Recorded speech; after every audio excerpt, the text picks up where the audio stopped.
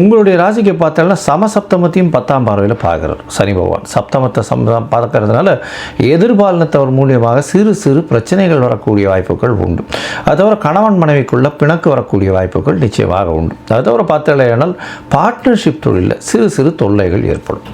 சரி, மொத்தத்தில் பார்க்கும்போது இந்த ரிஷபராசிக்காரர்களுக்கு தொழிலில் அபரிமிதமான ஏற்றம் இருக்கும். தொழிலில் நல்ல ஒரு ஏற்றம் செய்யக்கூடிய வேலையிலையும் மாற்றம் இருக்கும். அதில் உயர் பொறுப்புகள் வரக்கூடிய வாய்ப்பு, ப்ரமோஷன் கிடைக்கக்கூடிய வாய்ப்பு, அதன் மூலியமாக பணவரவு அதிகமாக இருக்கக்கூடிய வாய்ப்பு இருக்கும்.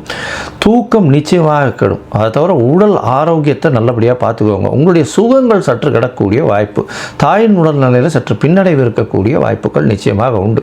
அதை தவிர படிக்கக்கூடிய மாணவர்கள் ஒரு தடவைக்கு 4 தரம் படிக்கிறது நல்லது. ஏன்னா உங்களுடைய ராசிக்கு 4ஆம் இடத்தை பார்க்கறது கல்வி ஸ்தானம்னு சொல்லக்கூடியது. அதனால் சிறு சிறு மறதி வரக்கூடிய வாய்ப்புகள் நிச்சயமாக உண்டு.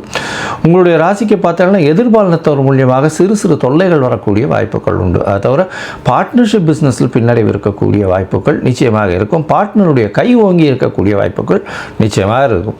இந்த காலகட்டத்தில் பார்த்தலையானால் நீங்கள் அருகில் இருக்கக்கூடிய குச்சனூர் போயிட்டு வாங்க. சனி பகவானுக்கு உண்டான கோவில் இருக்கக்கூடிய இடம் அது குச்சனூர். அந்த குச்சனூரில் போய் மாதுளம்பழம் சனீஸ்வரனுக்கு உண்டான பழம்னு சொல்லக்கூடியது. அந்த சனீஸ்வரனுக்கு உண்டான பழம்ன்றதுனால மாதுளம் பழம் வாங்கி உங்களால் எவ்வளோ முடியுமோ அது தானம் பண்ணுங்க. அது கீழ்த்தட்டு மக்களுக்கு தானம் பண்ணுவோம்.